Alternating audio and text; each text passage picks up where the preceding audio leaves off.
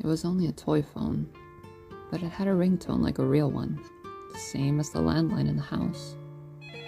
It had irritated the adults to no end, always being confused between whether I was just playing or whether the phone was actually ringing.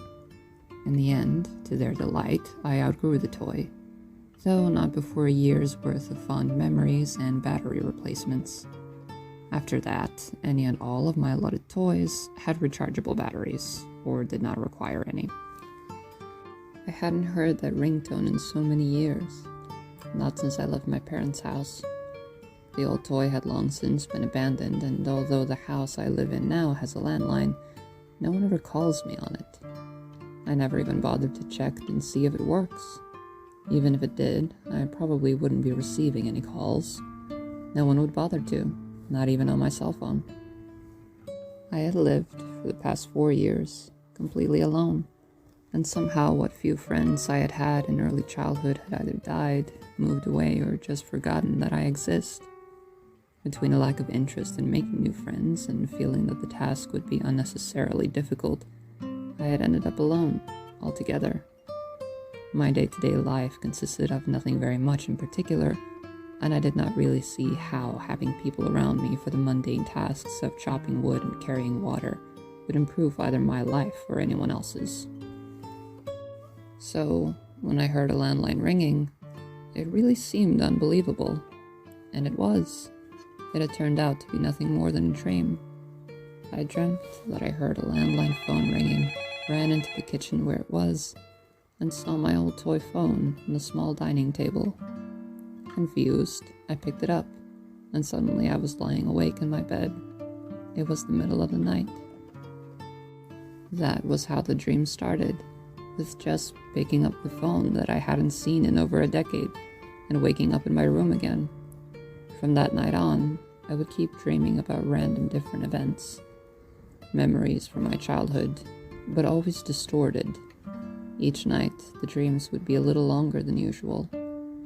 They were always so real, so vivid. The only way I would know that I was dreaming was if I heard the phone ringing. Whenever I did, I would run to it and pick it up hurriedly. Then I'd wake up, back in my bed, in the middle of the night. I'd dream about my old home, my childhood room. It was dark, everything seemed to be painted in blood, and there was no furniture but only heavy curtains to block any light from outside entering. The room made me nervous, and I heard footsteps all around me, coming closer and closer until the phone rang. It suddenly appeared in front of me, and I picked it up nervously. I woke up in my bed, covered in cold sweat, in the middle of the night. The next night, when the phone rang, and I picked it up, I did not wake, but instead was transported into a different dream, this time of a cemetery. I was staring at the graves of my parents, next to one another.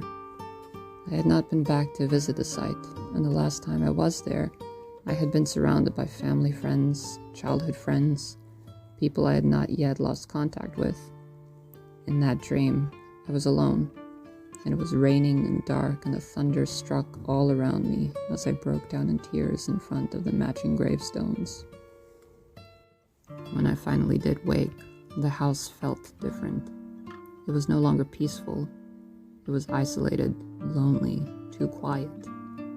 Not even the birds were singing anymore. One night, I spent what felt like years switching between dreams, afraid to pick up the phone for fear the next nightmare would be worse than the previous. The final dream, before I woke, was of my old school. A building with Gothic architecture and a grand spiral staircase that I've always admired. Though even in childhood, I had always found them sinister, as they seemed to lead all the way down into the abyss. In that dream, I wandered the abandoned school grounds, unable to find my way out, unable to jump to a new dream or to wake up. There was no one there, and I felt like a ghost haunting the building. I felt lost in the halls, and the sky outside never changed, but stayed the same shade of grayish-orange through what felt like hours upon hours, until the phone finally rang, and I woke up, relieved, in my bed. Since that night, I'd been hesitant to let myself sleep again. I would set timers to only sleep for 20 minutes at a time, desperately trying not to let myself sleep long enough to start dreaming. The madness went on for almost a week before I was no longer able to keep myself awake, and slept through the timer. I woke up after hearing the phone ring and answering it, though I had had no real dreams that night, which was one of the biggest reliefs I've had in my life. It's been 2 weeks since that night. I've slept peacefully, for the most part, ever since. My life has returned to normal, although I had felt it necessary to reach out to people again, to feel less isolated. Between trying old phone numbers that no longer worked and digging around on social media, it was a lot more difficult to find people than I had thought it would be. But I finally managed to track down just one friend. One, I thought, was better than none. I smiled to myself, a little bit painfully. He'd promised he'd call later today, presumably after work, so that we could talk and he could help me get in touch with more people. I almost started crying when I heard my old friend's voice for the first time in over 3 years. He couldn't understand why I was so emotional about it, but merely told me that he was glad to hear from me too, saying that it had been too long. It certainly had. I'm sitting at the dining table now, holding a hot cup of coffee and waiting for the call. I feel a little nervous at the idea that I might not really know what to talk about, that he might leave before I want him to because I'm unable to keep a conversation going. I pick up my cup with slightly shaking hands, and then hear it. For a second, I'm mortified, and then remember that I do, after all, still have a landline. I head over to the wall, pick up the phone, try to speak. Can't. I didn't give him the number for this landline. I never bothered changing the previous owner's names in the phone book. There is no way he could possibly know it. I look down at my hand and drop what I'm holding. Staring at me is the bright, colorful plastic toy that I had not seen haunting my dreams in 2 weeks, because I had not woken up again, and I don't think that I will ever be able to.